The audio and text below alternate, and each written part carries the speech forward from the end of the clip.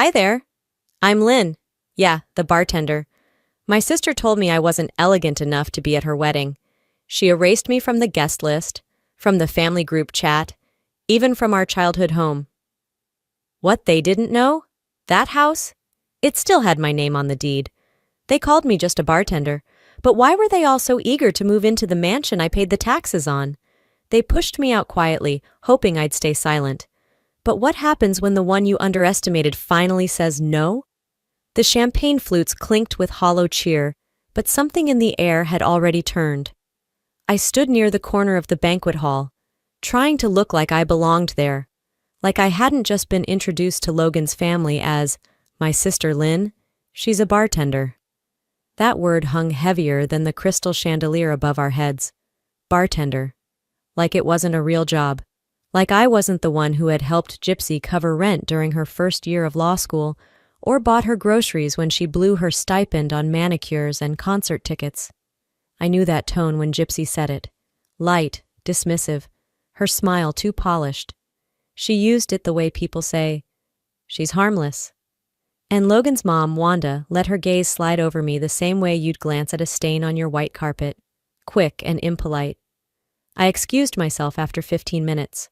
The fake smiles, the picture posing, the nervous jokes about seating charts, it was all background noise once the label, just a bartender, was out there. I didn't even get a hug when I left. Gypsy was too busy laughing with Wanda about the flower arrangements. I sat in my car for a good while, didn't even start the engine. Just stared at the dashboard and thought about how many times I'd picked Gypsy up when no one else did. I remembered the night she got dumped junior year and cried on my couch for hours. I held her hair back when she puked from too much wine at her graduation. I even drove her to her first job interview in heels she borrowed from me. But all of that vanished behind a single line. She's just a bartender. A few nights later, I was back at the bar I owned, cleaning glasses after closing.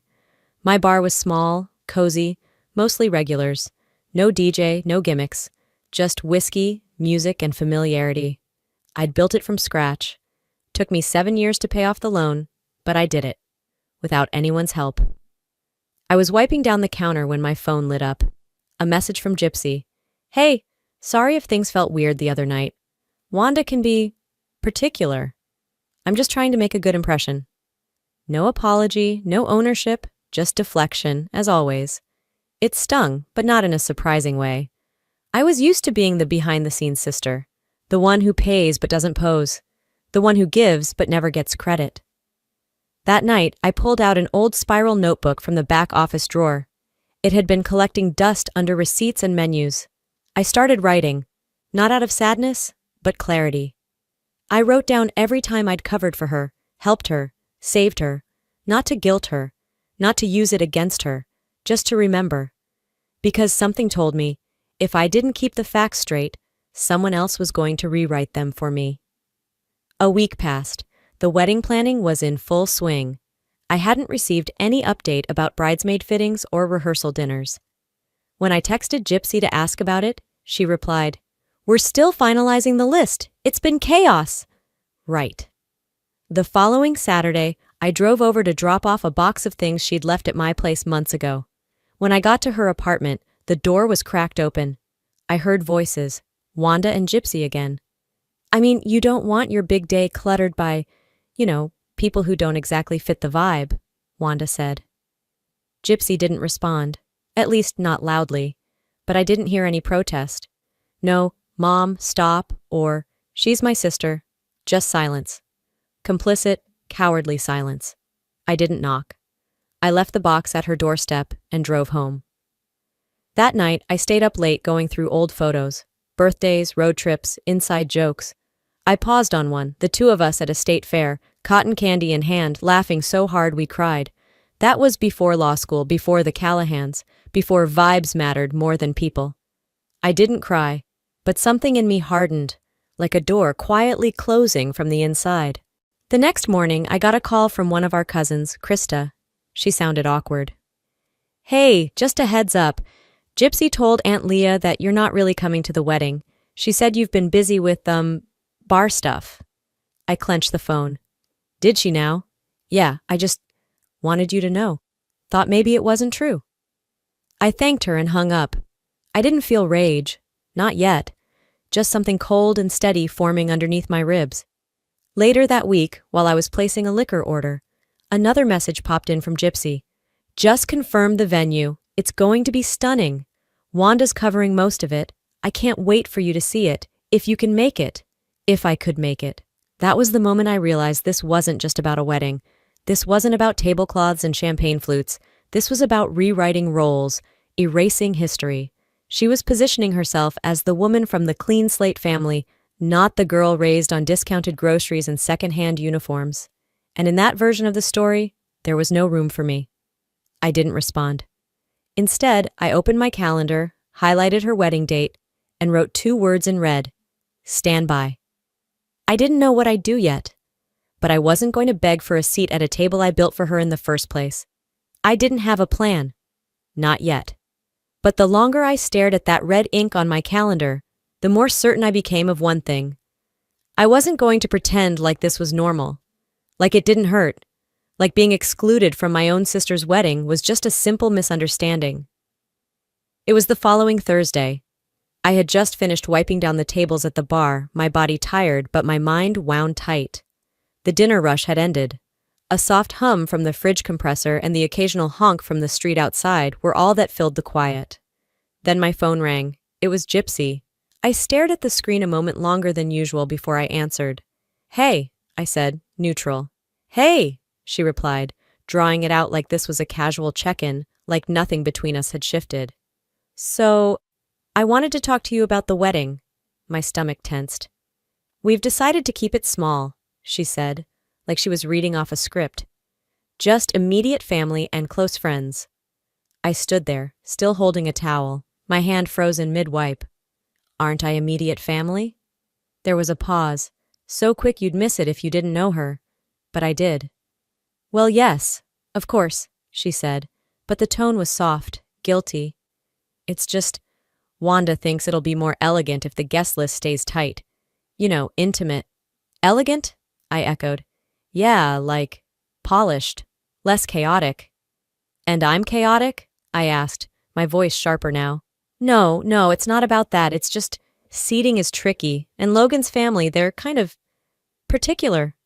"Particular," I repeated, biting back the heat behind my eyes. "You mean particular about having someone like me in the photos?" Gypsy didn't deny it. "It's just one day, Lynn.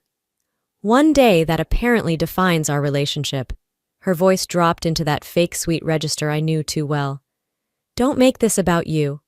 I laughed once, dry and sharp. "It was never about me, Gypsy. That's the damn point." She didn't say goodbye. Neither did I. I hung up, tossed the towel onto the bar, and stood there, staring at the empty room like it held the answers I was missing. Later that night, I called our mom. If anyone could see through this ridiculousness, it would be her. Or so I thought. She picked up on the second ring. "Mom," I began, skipping pleasantries, "did you know I'm not invited to the wedding?" There was a long pause on her end. Then came the sigh. "You know how your sister gets. She wants things a certain way. And this is her big day." "That's your response?" I asked, stunned. "You're seriously okay with your daughter being left out like she's some second cousin?" "I'm not okay with it," she said quickly, but her tone was already retreating. "But I understand it. She's under pressure, Lynn. Logan's parents have expectations." "And what about me?" My voice cracked, not from weakness but sheer disbelief. "Do I not get anything? After everything I've done for her?" "Lynn, don't start keeping score," Mom warned, that tired edge creeping in. "That's not what family does." I almost threw the phone across the room. "That's exactly what family does, apparently," I snapped. "Keeps score, just not in my favor." She didn't have a comeback. She never really did when the truth made things messy. "She's always been delicate, Lynn," she added weakly, "and you've always been the strong one." That wasn't a compliment. That was a justification for letting me get hurt again and again. I hung up before I said something I couldn't take back. But inside, something was already breaking free. I started remembering how I gave up my college acceptance to help pay rent after Dad left. How I worked 2 jobs so Gypsy could take unpaid internships and still have gas in her car. How I sent her $300 when she got a parking boot in downtown Phoenix and begged me not to tell Mom. I remembered all the birthdays I planned, the surprise cake I baked the year she got dumped, the time I fought with her landlord when he tried to evict her after a missed rent. And now? Now I was not the vibe. The next day I opened Instagram to find a photo from one of her bridesmaids, a digital invitation mock-up with the caption, "It's official! Can't wait to celebrate this power couple."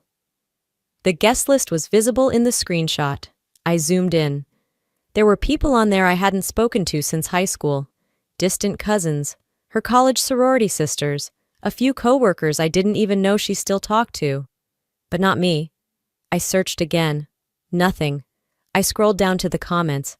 Wanda had replied to one. "Such a beautiful lineup. Can't wait to meet them all." That did it. This wasn't an oversight. This wasn't logistics. It was deliberate. I wasn't just uninvited. I was being rewritten out of the picture, erased like I'd never mattered at all. By the time Saturday rolled around, the air felt different. It wasn't just the dry Arizona heat settling into my skin. It was something sharper. A shift. Like all the years I'd spent swallowing disrespect were suddenly curdling inside me. I'd received 5 voicemails from Mom over the last 2 days.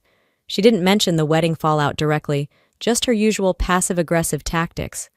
"Call me when you're less dramatic," or "Don't let this silly thing come between sisters." That kind of denial had always been her brand. But this time, I responded. I asked her to meet me at a cafe just outside Old Town, halfway between her condo and my bar. I chose it for the neutral ground. Bright walls, friendly waitstaff, and coffee that tasted like someone cared while making it. She arrived 10 minutes late, wearing that look she always wore when she needed something, but didn't want to admit it. Tight smile, manicured guilt. "Hi, sweetie," she said, sitting across from me like nothing was broken. "You look tired." "Long week," I said, keeping it curt.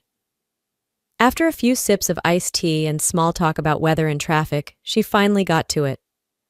"So, Gypsy's really been stressed about the wedding." I said nothing. "She's just trying so hard to do everything right, you know? Planning a wedding is no joke these days." Still nothing. "That's why I wanted to run something by you," she continued, setting down her glass. "We were thinking, it might be a beautiful gesture, really generous, if we transferred the deed to Grandma's house. As a wedding gift." I blinked. "I'm sorry. What?" She leaned in like she was sharing something sacred. "You're not using all the rooms. It's a lot of space. And that property could really help Gypsy and Logan start strong. It's symbolic. A blessing from one generation to the next." My voice didn't rise, but my spine straightened. "That house was left to me," I said flatly. "Grandma's will is very clear." "I know, honey," she said, tone syrupy, "but you're not even married. No kids. And Gypsy? Gypsy isn't entitled to something just because she's getting a white dress and a hashtag," I snapped. Her smile cracked for a second. "Don't be ugly about this." "I'm not being ugly. I'm being factual," I said. "And let's be real, Mom. You didn't care about that house until Gypsy found out it was paid off." Her mouth opened, then closed. I stood up, left a 20 on the table, and said, "That house is not a gift. It's mine. And the fact that you even suggested it tells me everything I need to know." I didn't wait for her to follow me out. I drove straight to the house. The sun was brutal, casting sharp shadows along the stucco walls. As I turned into the driveway, I noticed a silver SUV parked just outside the gate. Strange. I stepped out of my car and heard voices from the backyard. Male, professional. Curious, I walked around the side of the house and nearly froze. Russell Callahan, Logan's father, was out back with a man in a polo shirt and khakis, holding blueprints. "The pool area has to go," Russell was saying. "We'll expand the patio here, maybe add a fire pit. Logan's wife deserves something timeless." I didn't move. They didn't even see me. They were planning renovations, on my house, like I was already gone, like I never existed. Russell clapped the guy on the back and said, "Let's get preliminary numbers by next week. I want this locked before the ceremony." Before the ceremony.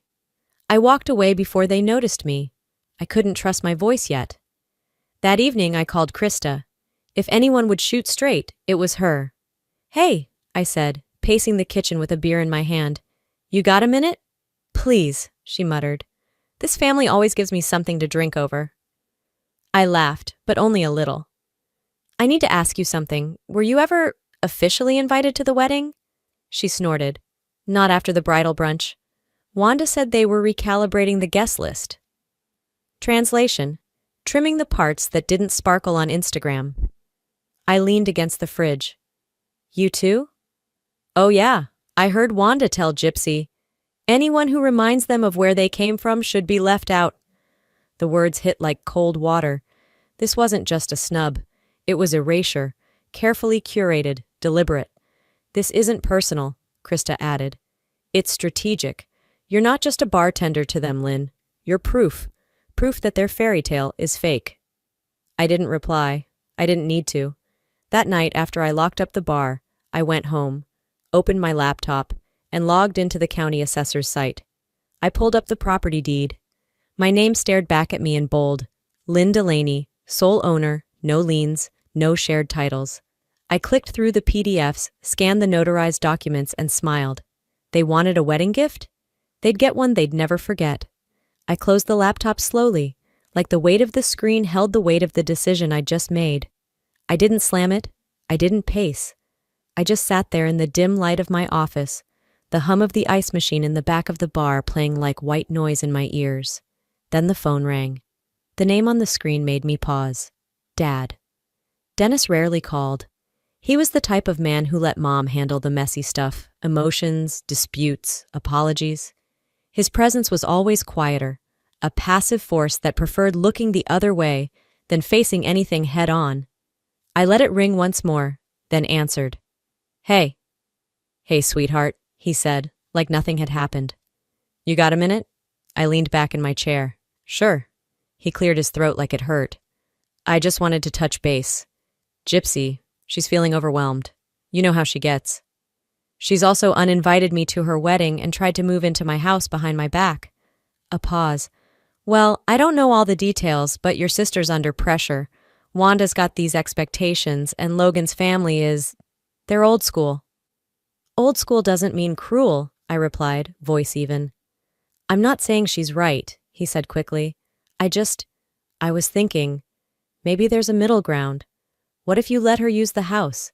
Just for a bit. As a gesture. That was the moment the calm turned ice cold in my chest. No, I said simply. Silence. I'm not asking you to give it away, he added, gentle, measured. Just show her there's still room for forgiveness. No, I repeated. There's no room for lies, manipulation, or entitlement. Not anymore. He sighed, and it wasn't even frustrated. It was resigned. Like he'd known I'd say that, but he had to try for the sake of family performance. Okay, he said after a while. I just wanted to ask. I nodded, though he couldn't see it. Thanks for calling. We hung up, and I stared at the ceiling of my office for a long moment before grabbing my keys. That night, I walked through every room of the house. Grandma's house. My house. The one she left me not because I asked, but because I stayed when no one else did. And then came the memory. One I hadn't let myself sit with for a long time. It was right after Grandma passed. I'd just returned from the funeral home, still in a black dress, shoes dusty from the church parking lot. Dad had followed me into the kitchen while I made coffee. You know, he'd started carefully, a lot of families put homes like this in multiple names. That way it stays protected. Protected from who? I asked. He looked away. You just never know. I told him no. Not because I thought he'd steal it, but because I'd watched them all circle around Grandma in her final months like vultures disguised in good intentions. After that, dinners felt stiffer. Calls came less. I'd already started learning what it meant to be the one who said no. And here I was, doing it again. The next morning, as I restocked behind the bar before opening, Logan came in alone. He leaned on the counter like he had a casual question, but his eyes were scanning me like he was studying a test he hadn't prepared for. Morning, he said. Morning, I replied, not offering more. So, you still living at the Tonto house? I tilted my head. Yep, why? He shrugged, trying to act like he didn't already have a reason. I heard Gypsy say something about moving in early. Thought maybe you were... Transitioning out. I smiled, but not warmly. She must have gotten ahead of herself. Or maybe ahead of reality. He blinked. So, she's not— No, I said. She's not. He shifted on his feet. Right, cool. Just wanted to clear that up. When he left, I stood still for a moment. Then I walked into my tiny office, opened my inbox, and started typing. Subject, Property Clarification Body. This is formal notice that the property at 1208 Tonto Pass is not under consideration for transfer or occupancy. Please inform all involved parties accordingly. Any future communication on this matter should be directed through official legal channels. I reread it twice. Short, professional, no drama. Then I hit send. They wanted to act like I was invisible? Fine. But I'd learned something in the quiet. Silence is not the same as surrender. I wasn't raising my voice, but I was raising my wall. The following afternoon, I was wiping down the bar before we opened when the front door creaked open. We weren't supposed to unlock for another hour, but there he was. Logan. No gypsy, no entourage. Just him, standing in his polo shirt like someone trying hard not to look shaken. Hey, he said, voice a little too casual. I didn't look up. We're closed for another hour. I know, he replied, stepping in anyway. I needed to ask you something. It's been bugging me. That got my attention. I set the towel down and leaned my elbows on the bar. Shoot, he hesitated, eyes darting to the floor before meeting mine. Were you the one paying for Gypsy's law school? I didn't flinch. Yes. All of it? Every semester, every book, every credit hour? He ran a hand over his mouth. She told me her parents paid. I raised an eyebrow. Did she also tell you they took out a second mortgage for her dorm furniture? His jaw clenched, a muscle twitching along his cheek. No, she didn't mention any of that. She wouldn't. Silence stretched between us like a rubber band pulled too tight. He finally let out a breath. Why would she lie about that? Because saying her sister paid makes the story messier, I said. Makes the fairy tale crack. He nodded slowly, then walked out without another word. That same night, several miles away at Gypsy and Logan's place, Wanda was sitting at the kitchen table, flipping through a stack of wedding vendor contracts when something caught her eye. A stray envelope had gotten tucked between catering invoices. She opened it absent-mindedly, expecting a bill. But it wasn't a bill. It was a payment schedule. Tuition, Arizona state law, account, Gypsy Delaney. Payer, Lynn Delaney. Her brows furrowed. She flipped the page. 3 years' worth of transactions, regular, consistent, always from Lynn. Her fingers froze mid-turn. She reread it, slower this time, then sat back in her chair.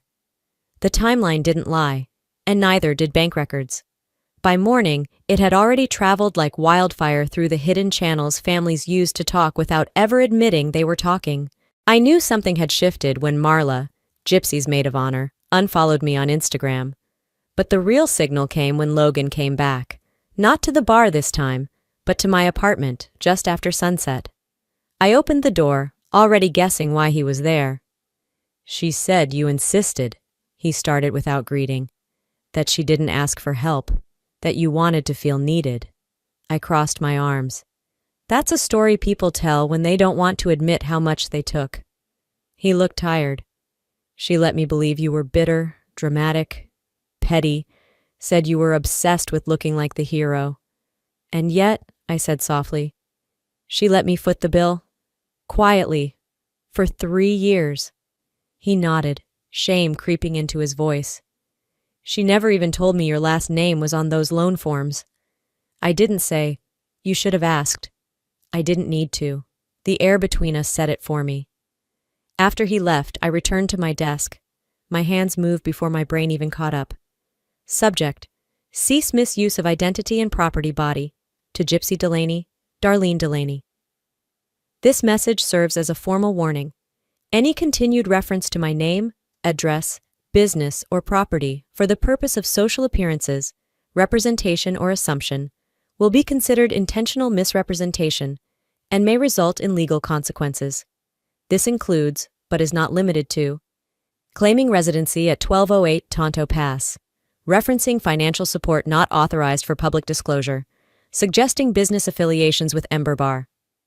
I trust this will be the last time I need to address this matter informally. Sincerely, Lynn Callahan, owner and operator, Ember Bar. I reread it, adjusted nothing, then hit send. Let the fallout happen wherever it wanted. I'd spent too many years trying to soften the edges, hoping my silence would earn me peace. But silence had bought me a front row seat to my own erasure. Not anymore. If they wanted a war of whispers, I was ready to speak clearly. No rage, no tears, just the truth. And the truth, once out, has a way of cutting deeper than any scream. The masks were off now, and I wasn't the one left exposed. I didn't sleep that night. I didn't even try. Instead, I sat at my kitchen table, fingers wrapped around a chipped mug of lukewarm coffee, scrolling through old emails, invoices, statements, anything that showed just how many lines they'd crossed. By morning, the soft hum of my laptop was the only sound in the apartment, the sunrise cutting a harsh orange line through the blinds. At 9 a.m. sharp, I walked into my lawyer's office. Deborah knew me well enough not to waste time on small talk. She took one look at my face and asked, "Ready to make it official?" I nodded. "No more informal warnings. I want to rescind all implied access, permanently." She raised an eyebrow, then motioned to her assistant. "Get the property revocation forms and draft a cease and desist." Within 20 minutes, we had 3 identical envelopes, each addressed and ready: Gypsy Delaney, Darlene Delaney, Wanda Harrison. Inside, the letter was crystal clear. No access, no occupation, no use of likeness, address, or implication of connection. Everything was covered, from the house to my name. I signed the bottom with a sense of finality I hadn't known I needed. The copies were sealed and sent. That should have been enough. But it wasn't. Because 2 days later, I got a call from my bank. "Hi, Miss Callahan. We're calling to confirm a private loan application under your name. It triggered a verification because of mismatched contact information." I felt my stomach drop. "What loan?" I asked, already dreading the answer. "A $25,000 personal line of credit, digitally signed 3 months ago. But it was never finalized. The system flagged it when someone tried to reapply last night." I asked for a copy. When it arrived, I opened the PDF and stared at the signature. It wasn't mine. It was close, my name, my cursive, but the C in Callahan was off, the angle wrong, a forgery, Gypsy. She hadn't just manipulated the narrative, she'd manipulated my identity. My hand shook as I forwarded the document to Deborah. She called within minutes, already furious.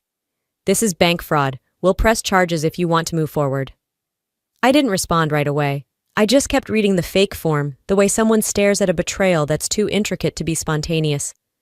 This took time. This took planning. And while I processed that truth, the internet started to burn. It began with a screenshot, a post on Reddit from someone who went to high school with Gypsy. The caption, "So grateful to my parents for gifting us our dream house # wedding bliss." The house was mine. The photo was recent. People started asking questions. One user dug deeper, found public property records, and posted the deed, with my name highlighted. Then someone tagged the Ember Bar account. I didn't reply. I didn't argue. Instead, I reposted the deed on my own profile and typed one line beneath it. "No lies live long." The post went viral. People started DMing me, some curious, some cruel, a few sympathetic. But I didn't care about sympathy. I cared about facts. And the facts were finally speaking louder than Gypsy ever had. The following week, wedding invitations began landing in inboxes and mailboxes across Scottsdale. Each one carried a small white insert card. "Please note the wedding venue has changed due to unforeseen circumstances." Translation? They'd lost the house. They could no longer fake their way into it. That evening, as I was closing up the bar, my phone buzzed. Wanda. I debated ignoring it, then picked up. "This is cruel," she snapped. "What you're doing to Gypsy, it's spiteful, vindictive." I didn't yell. I didn't curse. Instead, I said calmly, "Cruel was pretending I didn't exist while cashing checks from my account." She paused, then hung up. Good, because for the first time in years, I wasn't just reacting. I was setting the pace. They built a fantasy on my silence, and now I was answering with facts. No rage, no scream, Just a line they couldn't step over anymore. They took my kindness for silence, so I answered with signatures instead of screams. The fallout didn't wait for a quiet hour. It crashed through the doors of my bar 10 minutes after the Friday rush began. I was behind the counter, pouring a rye on the rocks for a regular, when the door slammed open. I didn't have to turn around to know who it was. The tension in the room shifted. Conversation stalled. The clink of glasses froze midair. Gypsy's heels clicked across the floor like gunshots. "You ruined everything," she screamed. She was red-faced, mascara smudged and shaking with fury. Her voice sliced through the room, leaving a heavy silence in its wake. I set the drink down gently and walked out from behind the bar, wiping my hands on a towel. "You want to do this here?" I asked, my voice low but steady. "You embarrassed me online, got me kicked out of my own venue. Logan won't even look at me anymore." I didn't flinch. "You embarrassed yourself. I just stopped covering for you." Her mouth twisted. "You always had to be the martyr, didn't you?"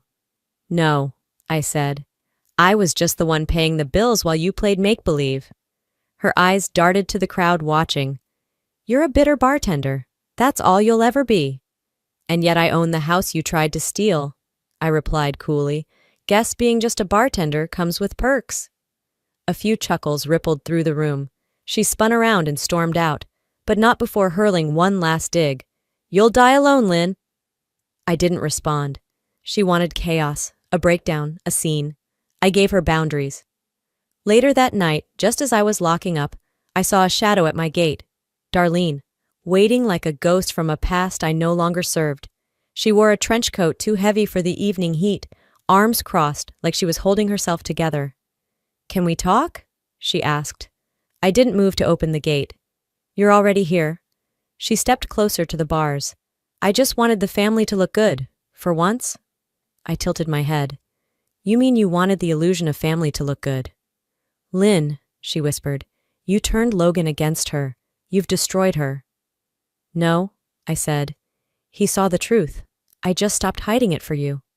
She blinked, searching for another excuse, another lie, something to put the weight back on my shoulders. But I had nothing left to carry for her. "I never wanted it to come to this," she murmured. "And yet," I replied, "here we are." She left without another word. The next morning, Scottsdale's social media pages exploded. Photos from Wanda's last-minute bridal brunch were everywhere. A half-empty venue, a fake floral arch, a distant cousin mid-toast standing with a shaky champagne flute and saying, "You should be ashamed, Gypsy. All of you." The post went viral. Hashtags followed. #FakeBride, #BarSisterTruth, #ThanksLynn. I didn't share a word, didn't repost a thing. But my bar's Yelp page got 20 new 5-star reviews in 2 hours. By the time Sunday rolled around, Ember was packed. Not for the drinks, though those helped, but because people had started seeing the full picture. The woman they tried to write out was the one holding it all together. That evening, I sat on my porch with a glass of red and my laptop. Notifications pinged nonstop, but I ignored them. Instead, I opened a spreadsheet titled Expansion 2025, a new patio, extended hours, maybe even live music on weekends. Then, a text from Logan popped up. "If you need an investor, I'm in. No strings, just respect." I didn't respond immediately. I just stared at it, letting the quiet of my home wrap around me. It wasn't about revenge anymore. It was about rebuilding. Louder, stronger, clearer. They thought I'd break, but I just rebuilt. Louder. The cursor blinked beneath Logan's message, slow and steady like a soft pulse. I let it sit there for a while, untouched. No pressure, no expectations. Just a quiet moment of something I hadn't felt from him, or really anyone, in a long time. Respect. Not performative, not conditional. Just quiet, unforced, and real. 3 days before the wedding, everything around me felt like it was holding its breath. The sky, heavy with unspilled rain, hung low over the city. Inside, that same pressure mirrored itself in people's silences, in the way conversations faltered when I entered a room, in group chats that had once lit up my phone, but now sat in silence, unread and unfinished. The hush didn't bother me anymore. I had outgrown needing noise. That morning, instead of a text, Logan knocked on the back door of the bar. He knew better than to use the front. I opened it and stepped aside without a word. The familiarity of it struck me. How many times had we done this before? Not dramatic entrances, not grand declarations, just showing up. He looked worn, not broken, not confused, just tired, like someone who'd finally run out of the energy to keep carrying a lie. "I canceled the wedding," he said. His voice didn't shake. I didn't blink, didn't flinch. I just looked at him and waited. "She lied," he continued, "about everything, her job, the tuition debt, the house she said her aunt left her, even the savings she told me we had. Wanda tried to cover it up, said it would blow over, that if we had a beautiful wedding, everything else would fall into place." He exhaled like it had taken him a week to find the courage for that breath. "I thought you were bitter," he added. "I told myself that you were angry and couldn't let go of the past, but you were just honest. That's the part I didn't want to look at." I let his words land, not pushing them away but not clinging to them either. Then I nodded, once. "I loved who I thought she was," he said, voice low. "But you never pretended to be anyone but yourself. And you," I said, "finally stopped pretending you didn't know the difference." He didn't try to explain further. Didn't reach for my hand. Didn't stay longer than he needed to. Just said, "I'm sorry," and left. And that was enough. Later that day, my phone buzzed. "Darlene, Gypsy won't leave the bed, says she's lost everything." I typed out a reply. She threw everything away. Then I sat there staring at it. My thumb hovered over send, but instead, I hit delete. Some things didn't need to be said. Not anymore. I set the phone down face first on the counter, walked across the kitchen to the old wooden shelf beneath the window. There, framed in a cheap metal border, was a photo, me and Gypsy, kids in matching overalls, mud-streaked and wild from the creek behind Grandma's house. That day, we were untouchable. Before secrets, before betrayal. I took the frame down gently and placed it in a drawer. No ceremony, no sentiment, just a quiet decision. Some memories need time in the dark to stop hurting. Maybe one day they'd make sense. Or maybe they wouldn't. Either way, they didn't belong on display anymore. By early evening, Logan and I crossed paths again. Not in a bar, not in a bedroom, in my lawyer's office. This wasn't closure. It wasn't reconciliation. It was business. He sat across from me as we reviewed the paperwork. Expansion plans for the bar, new patio seating, acoustic Sundays, a kitchen remodel we'd been planning back when everything still felt like potential. He signed the agreement without hesitation and slid it across the table. "You believed in her," I said. "I don't blame you for that." He looked at me then, not with apology, but something closer to clarity. "I believe in you now. That matters more." There was no dramatic moment, no hug, no tension, just two people finally seeing each other without the fog of illusion. That night, I climbed up to the rooftop of Ember Bar. The sun was slipping low, painting the edges of the city gold. The breeze carried the first real chill of the season, the kind that signals the end of a long, exhausting summer. I leaned on the railing, glass of water in hand, and watched as the city lights flickered on one by one. Down on the streets, the world kept moving. No one knew what the day had meant to me, and that was okay. For years, I'd convinced myself that peace would come the moment I was welcomed back into the rooms I'd been pushed out of. That one day, they'd understand me, accept me, let me back in. But standing there, the city stretching out before me, I realized peace wasn't about being let back in. It was about not needing those rooms at all. Let them rewrite their stories. I wasn't in them anymore. I was writing my own. And no, I hadn't burned it all down. I'd just walked away and let the fire speak for itself. 2 weeks had passed since the wedding that wasn't. There were no phone calls, no backhanded texts, no cryptic family group chats lighting up with passive-aggressive quotes. Just silence, and it was the kindest thing they'd ever given me. The day Gypsy was supposed to become Mrs. Logan Callahan came and went like any other Saturday. I spent it restocking bottles, scribbling cocktail ideas in my notebook, and serving drinks to a packed house that didn't care about curated guest lists or Instagram-worthy vows. They cared about laughing, about the right pour, about being seen. No one asked about her. No one whispered around me like they used to. It was like the universe had quietly decided to match my energy.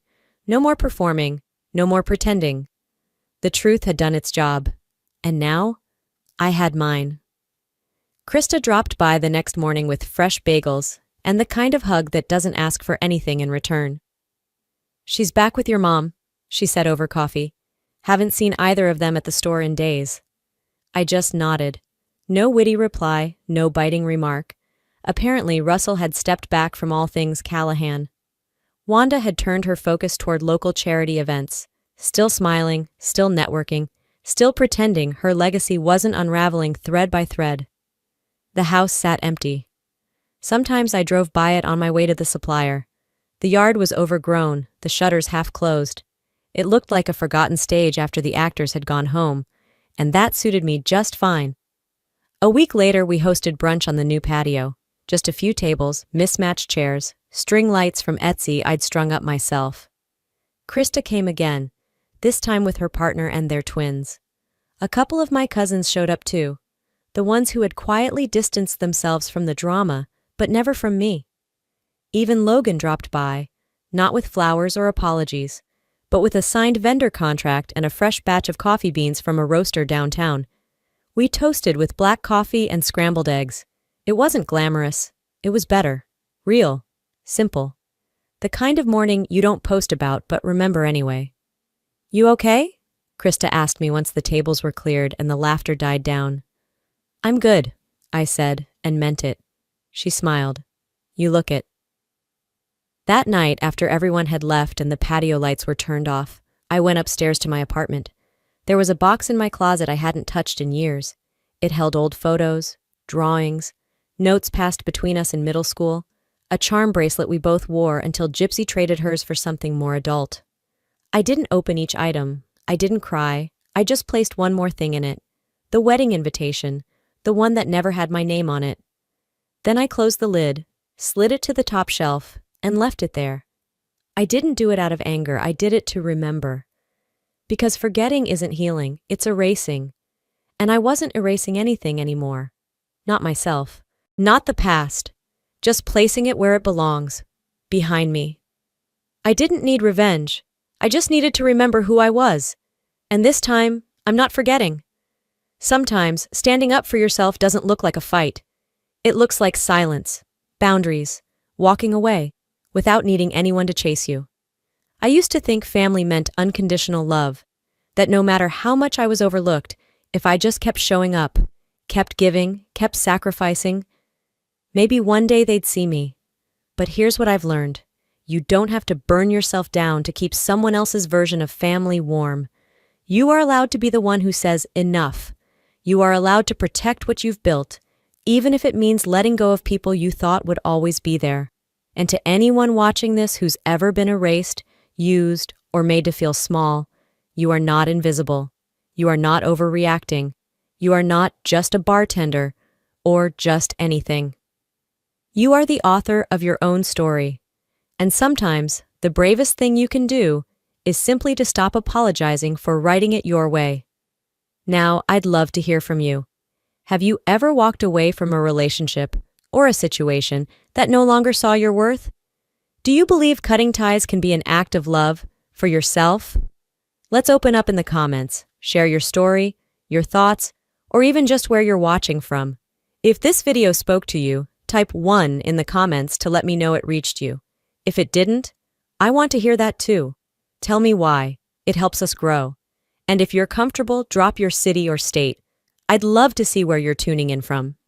And hey, if this kind of story resonates with you, if you believe in truth, family, and healing, don't forget to subscribe to this channel for more real, raw stories that hit home. Thanks for watching.